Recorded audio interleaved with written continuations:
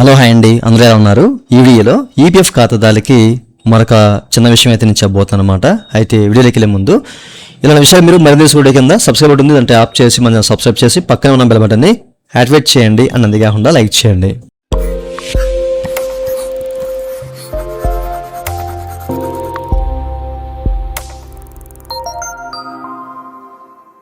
ఇక టాపిక్లోకి వెళ్ళే ముందు పీఎఫ్ సంబంధించిన మీకు ఏ విధమైన సందేహం లేదా సలహా కావాలంటే మమ్మల్ని అయితే కనెక్ట్ అవ్వచ్చు. పెయిడ్ సర్వీస్ ఉంది మా వాట్సాప్ నెంబర్ వీడియో కింద మీకు డిస్క్రిప్షన్లోను, అలాగే స్క్రీన్ మీద చెక్ చేసుకోవచ్చు. వాట్సాప్ ద్వారా మాత్రమే కనెక్ట్ అవ్వండి. అయితే ఈ వీడియోలో చాలామంది ఇప్పటికీ కూడా ఈ ఏటీఎం యూపీఐ ఫెసిలిటీ గురించి అయితే అడుగుతూ ఉన్నారండి.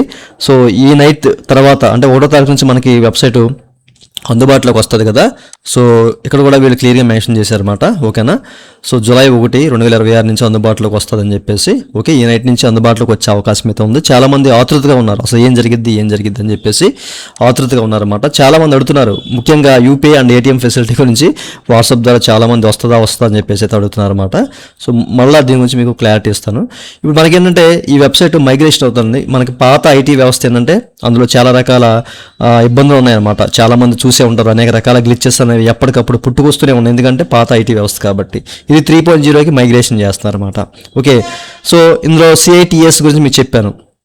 ఓకే, సో దీన్ని యాడ్ చేస్తూ వెబ్సైట్లో కొన్ని మార్పులు చేర్పైతే చేయడానికి అవకాశం అయితే ఉందన్నమాట. ఓకే, అంటే చాలామందికి ఏంటంటే ఒక డౌట్ ఏంటంటే అసలు యూపీఐ దీనివల్ల అంటే ఈ మైగ్రేషన్ అవడం వల్ల మనకి ఈ యొక్క ఏటీఎం విత్డ్రా యూపీఐ ఫెసిలిటీ వస్తుందని చెప్పేసి అడుగుతున్నారు.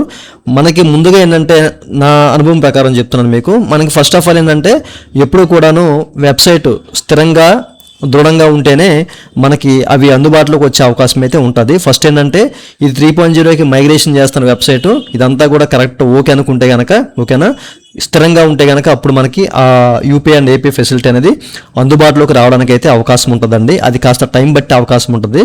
మేబీ ఒక నెల 2 నెలల టైం అయినా మనకి ఆశ్చర్యం అయితే లేదనమాట. ఓకే, ఎందుకంటే ఈ వెబ్సైట్ని మళ్ళీ బ్యాంక్కి ఇంటర్ కనెక్ట్ చేయాలన్నమాట. ఓకేనా. సో రెండు అనుసంధానం చేస్తేనే ఇప్పుడు మనకి యూపీఐ అండ్ ఏటీఎం ఫెసిలిటీ అందుబాటులోకి వచ్చే అవకాశం అయితే ఉంటుందన్నమాట. దాంతోపాటు ఏంటంటే మనకి ఈపీఎఫ్ అనేది ఒక యూపీఐ సంబంధించిన ఒక అప్లికేషన్ కూడా తీసుకురావాల్సిన అవసరం అయితే ఉంటుంది. ఓకేనా, అది వెబ్సైట్లో ఇస్తారా లేకపోతే మనకి ఏదైనా యాప్ లాంటిది ఏమైనా క్రియేట్ చేసి వాడుకోవడానికి అవకాశం ఉండేట్లు చేస్తారా ఏంటి అనేది మరి దాని మీద అయితే క్లారిటీ లేదు. ఇది మాత్రం రావడానికి కాస్త టైం పడుతుంది. ముందు మైగ్రేషన్ అయిన తర్వాత దీని యొక్క స్థిరత్వం దృఢత్వం చూసిన తర్వాత అప్పుడు మన బ్యాంక్స్కి అనుసంధానం చేసి మనకి రావాల్సిన ఆ ఫెసిలిటీ అనేది అందుబాటులోకి వస్తుంది అనమాట. అయితే మనకి ఈ 70% రూల్ గురించి చాలామంది మాట్లాడుతున్నారు కదా. ఈపీఎస్ అండ్ EDLI 2026 చట్టం అందుబాటులోకి వచ్చేస్తుంది. సో ఇది మైగ్రేషన్ అయిన వెంటనే ఏదైతే వచ్చేస్తుంది. సో చూద్దాం వెబ్సైట్ ఓపెన్ అయిన తర్వాత ఏం జరిగిద్ది అనేది. నేనైతే మీకు నైట్ ఒకవేళ కనుక నైట్ మనకు అందుబాటులోకి వస్తే కనుక వీడియో చేస్తాను, లేదా రేపు సాయంకాలం మీకు వీడియో అయితే వస్తుంది. సో చూడండి.